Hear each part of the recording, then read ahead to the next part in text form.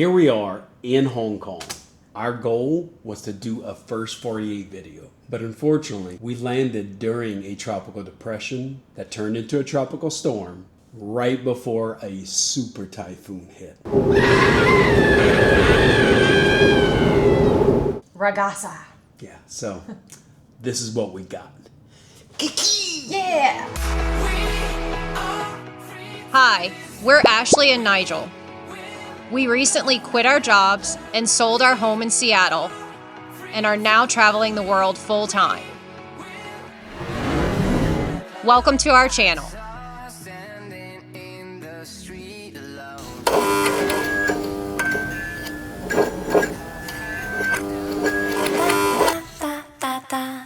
Hi everyone, welcome back from Hong Kong. I'm Ashley. I'm Nigel.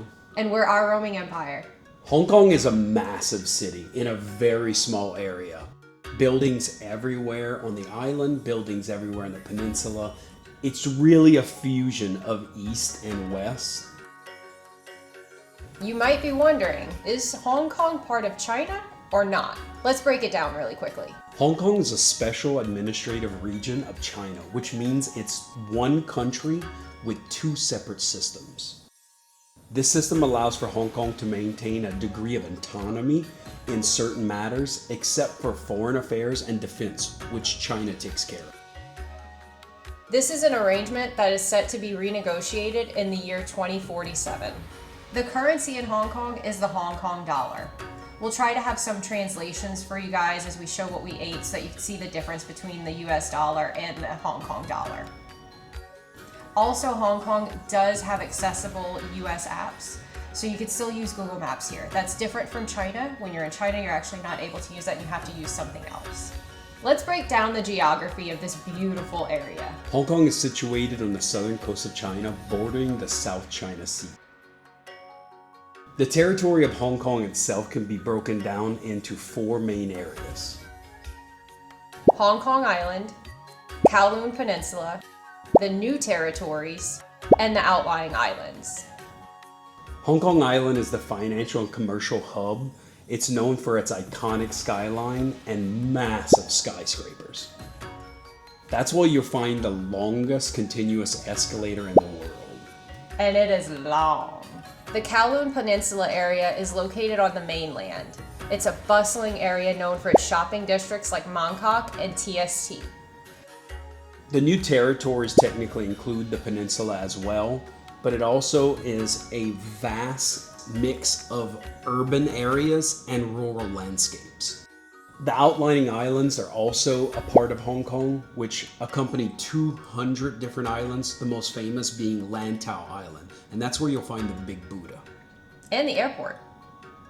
Nope. Is it technically called Lantau though? I don't think so. I'm pretty sure. Oh no. I'm correct.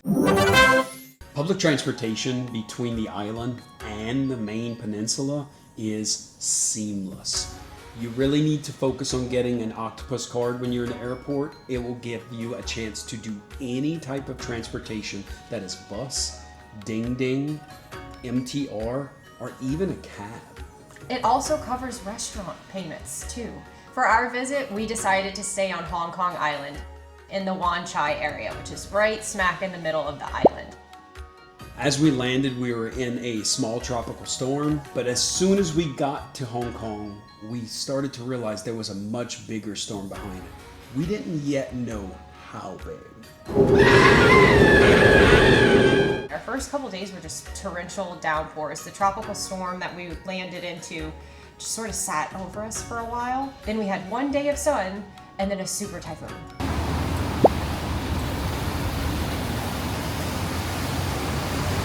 We just went and have a couple of beers at a place called Hoppy Junction, which was a nice little place. We ended up sitting back and watching Liverpool and Everton play.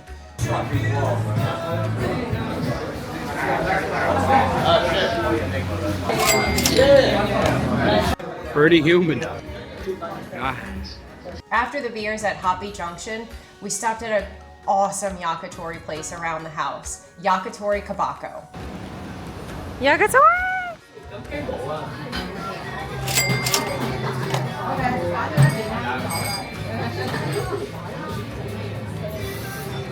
The chef of this place is actually from Okinawa, raised and trained there. So everything there was Okinawan Yakitori. Highly recommend, Liz.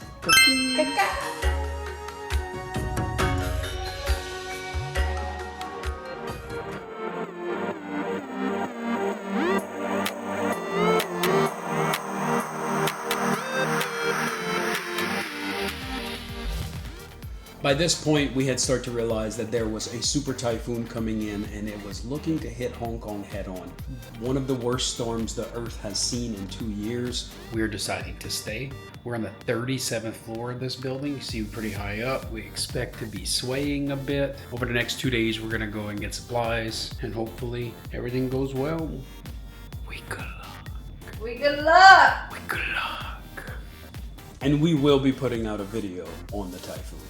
With the 1 day of sun that we did have between the two storms, we tried to make the best of it. So we stayed out the entire day and we ate at some really cool spots. For breakfast, we decided to stop into a Hong Kong staple.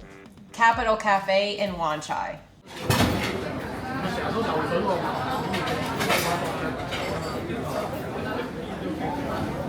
So when you're in Hong Kong, a lot of times you're going to sit down at a restaurant and right away they're going to bring you a cup of what you think is tea or maybe water.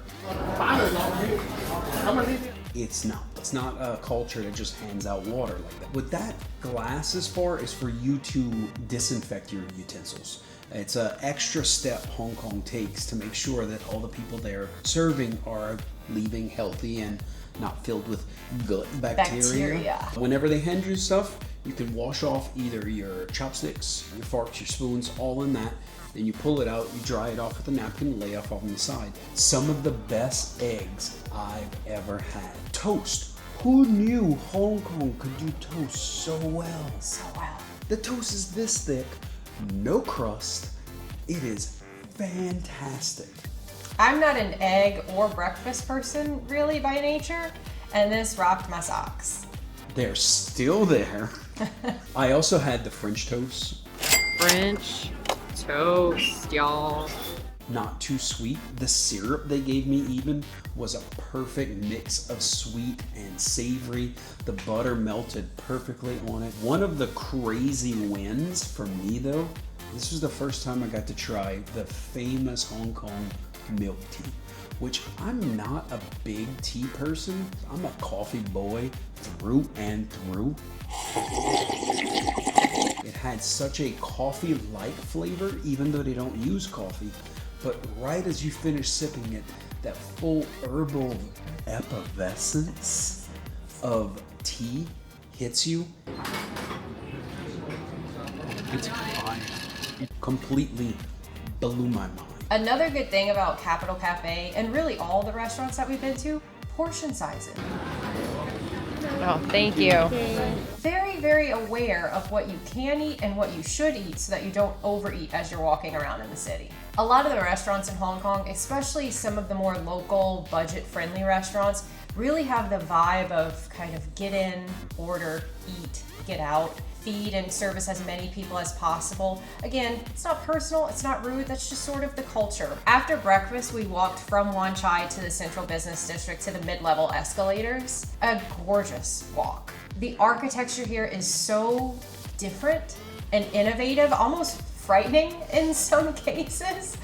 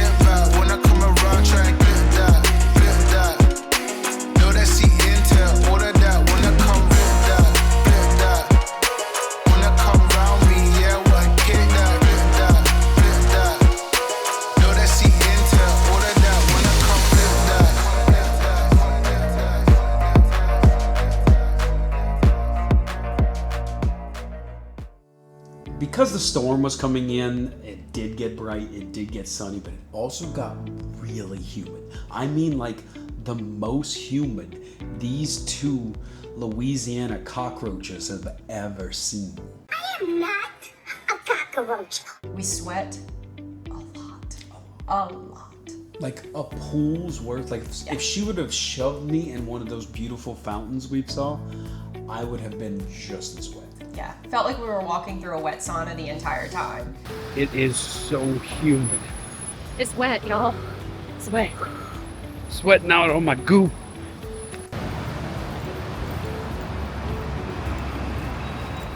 It's the only place in the world that still does bamboo scan. Let's go. The escalator actually goes down only for one portion in the morning, allowing for workers in the top area to be able to ride down easily to get to work. Once that switches, it only goes up, and there's no down escalator. So once you get to the top of that really high green hill, you have to walk down. It was a lot. It was a lot. Yeah, it's about 700 steps downhill. Yeah.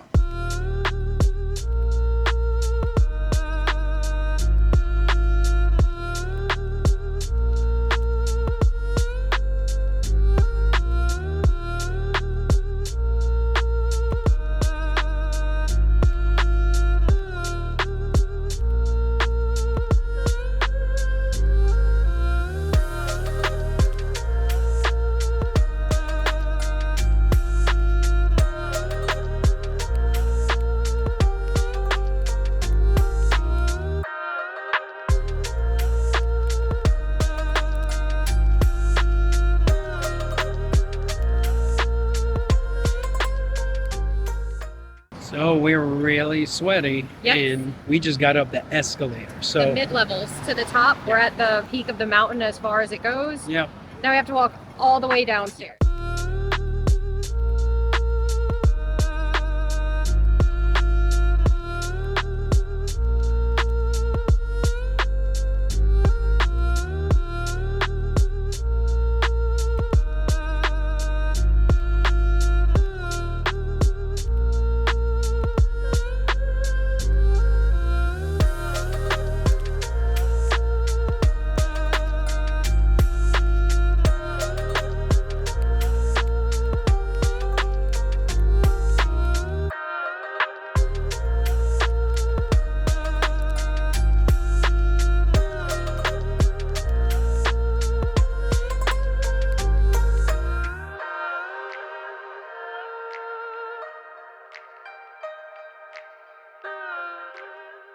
all right, we walked all the way down.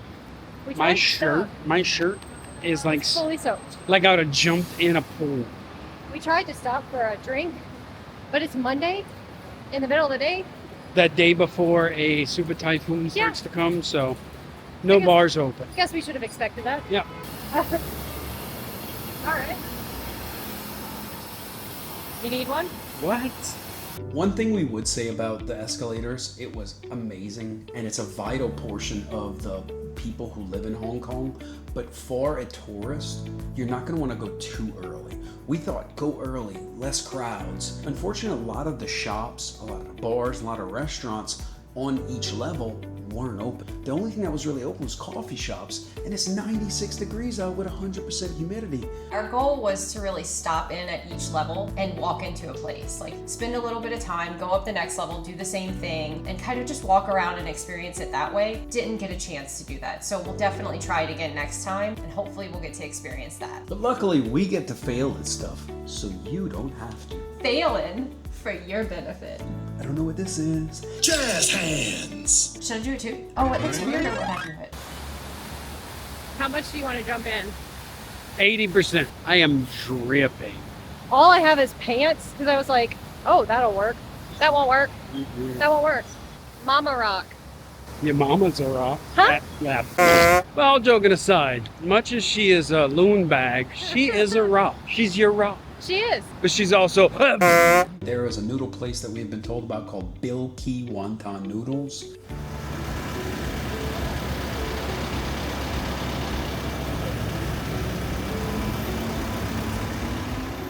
very local, very small, cash only. We were the only non-locals, which is always a really good sign. Also another really good sign, they had the small plastic seating chairs. This place is extremely budget friendly, very nice people working there as well. In, out quick, food was fantastic. We both got the shrimp wonton noodle, which just had the tiniest little bouncy noodles. The broth was super clean and fresh. The dumplings had shrimp and a little bit of pork in them, and it was whole shrimp too. Absolutely delicious. As we're leaving, the chef looked at me and was like, "What'd you think?"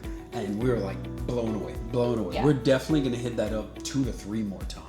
Yeah, I think that meal was roughly $7 for both of us. That's what I mean by budget friendly. So once we got back to the apartment, we really had to shower the stank off of us. After relaxing, we knew we wanted to go out with our last night before the typhoon showed up. So we decided to get roasted goose, and we went to Chuckfo Taipan in Wan Chai.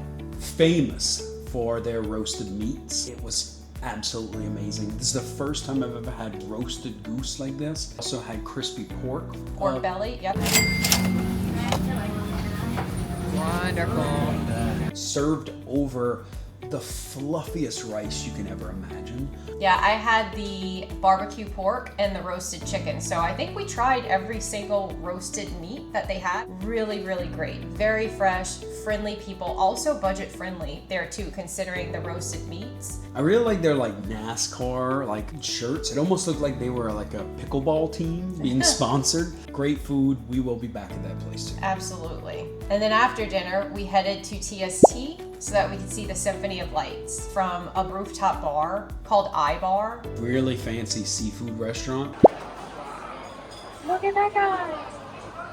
But you can actually just walk up and say, "I'd like to go to the bar." They serve you drinks there. Those drinks were extremely costly. Each of us having a drink was more expensive than our breakfast and our lunch combined. The drinks were good. The people were nice. We have no complaints. It's just not our thing to spend $75 on 3 drinks. Yeah, the light show was okay. It's about 40 buildings that participate in it. It doesn't look extremely coordinated, so you kind of don't really know what you're looking at. It's pretty, but it's just not anything that you need to write home about. Yeah, the view is pretty. The light Yes. show was. Oh, I don't think we need all that.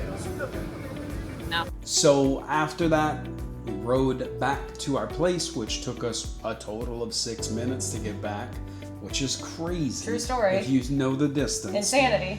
And then we decided to fully hunker down, get ready. The super typhoon was going to be hitting sometime 2 in the morning that night. Next video that we're going to release is going to be a video on the typhoon. We did film a bunch of it. Please check out our next video on this. We're gonna try to release a Hong Kong video every week and a half. At this point, we gotta say, I'm digging this city. Yeah, this is a wonderful city. You can go anywhere, get anything you want to at any point in time. You don't have to leave the neighborhood you're in. You can get anything. But everybody's nice, everybody's cordial, everybody's doing their own thing. Really, really impressed so far. Yeah. To me, it's New York City without New Yorkers. And no offense to New Yorkers, but their vibe. I thought I would love it about a 7 out of 10. I'm about a 9.3 currently. The people really care about the other people around them. If someone's Yeah. in need, everyone jumps in. I've had a wonderful time so far, and we're only in about our first week.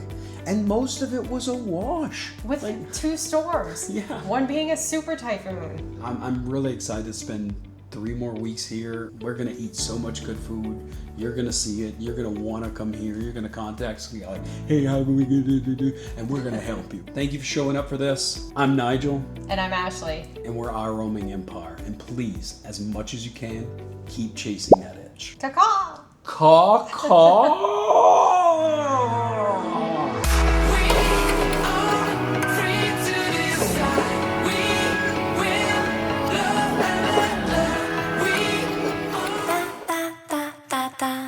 Please like and subscribe for more fun travel content.